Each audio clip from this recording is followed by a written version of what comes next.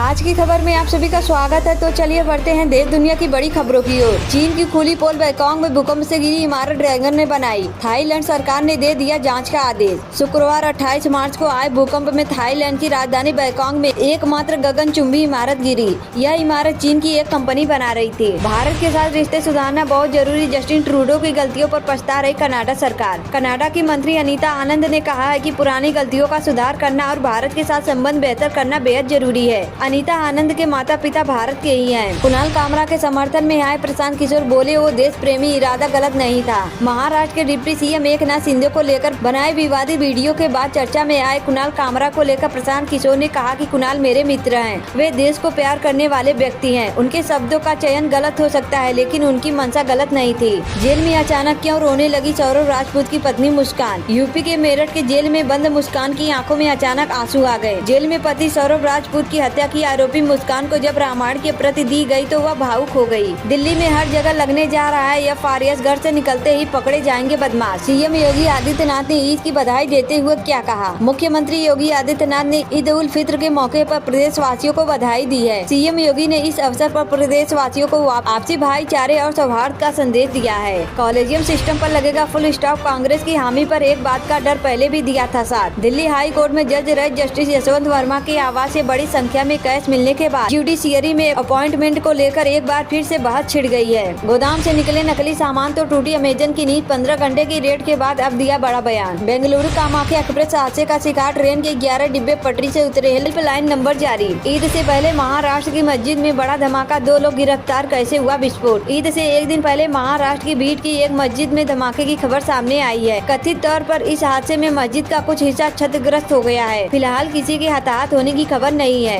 अनिल विज बोले, सरकार मैं खुद हूँ, कोई शिकायत नहीं। ईडी की कार्रवाई को लेकर अनिल विज ने रॉबर्ट वाड्रा के बयान पर प्रतिक्रिया देते हुए कहा कि कुछ गलत हुआ होगा तभी ईडी की जांच हो रही है। ट्रम्प के टैरिफ से पहले बड़ा फैसला, अमेरिकी कंपनी अब भारत में बना सकेगी परमाणु रिएक्टर। भारत को अपनी रिएक्टर तकनीक को बेहतर बनाने का मौका मिल सकता है। इससे परमाणु ऊर्जा परियोजनाओं को तेजी से आगे बढ़ाने में मदद मिलेगी। सबसे तेज चलने वाली बुलेट ट्रेन की सुस्त चाल, सिर्फ 7% काम अब तक हुआ पूरा, कब तक होगा ट्रायल। दुनिया के सबसे तेज चलने वाली बुलेट ट्रेन के प्रोजेक्ट की चाल सुस्त है। प्रोजेक्ट में हो रही देरी के चलते इसकी लागत 2 गुनी होने की आशंका है। नीतीश कुमार ने महिला के साथ की ऐसी हरकत, सोशल मीडिया पर मच गई सनसनी। पटना में सहकारिता विभाग का कार्यक्रम में मंच पर एक महिला को पुरस्कार दिया गया, तभी सीएम नीतीश कुमार ने महिला का हाथ पकड़ लिया। यह पूरा घटनाक्रम कैमरे में कैद हो गया। अमित शाह का लालू परिवार पर हमला, तेजस्वी का पलटवार। बिहार चुनाव से पहले सियासी घमासान तेज। हिमाचल प्रदेश के मणिकर्ण में भारी भूस्खलन, 6 लोगों की मौत, कई लोग घायल। हिमाचल प्रदेश के कुल्लू जिले में बड़ा भूस्खलन हो गया है। इसमें 6 लोगों की मौके पर ही मौत हो गई, जबकि दर्जन भर लोगों के घायल होने की खबर है। इनकम टैक्स के इंडिगो पर कसा शिकंजा, लगाई 944 करोड़ की पेनाल्टी। इनकम टैक्स डिपार्टमेंट की ओर से लगाई गई 944.20 करोड़ रुपए की पेनाल्टी को देश की बड़ी एयरलाइन इंडिगो ने गलत बताया है और कहा है कि इस आदेश को वह कानूनी रूप से चुनौती देगी। नोएडा में लैम्बोर्गिनी से टक्कर मारने वाला ब्रोकर कार का मालिक यूट्यूबर। नोएडा में दर्दनाक सड़क दुर्घटना में एक तेज रफ्तार लैम्बोर्गिनी कार ने फुटपाथ पर बैठे मजदूरों को टक्कर मार दी। हादसा नोएडा के सेक्टर 126 थाना क्षेत्र के सेक्टर 94 M3M प्रोजेक्ट के पास हुई। इसमें 2 मजदूर गंभीर रूप से घायल हो गए हैं। क्या इस दवा के खाने से हुई शेन वार्न की मौत, पुलिस अधिकारी के बयान से मची सनसनी। हमारी मिसाइलें तैयार है, ट्रम्प की चेतावनी का ईरान ने कुछ यूं दिया जवाब। ट्रम्प ने इससे पहले मार्च में ईरान के सर्वोच्च नेता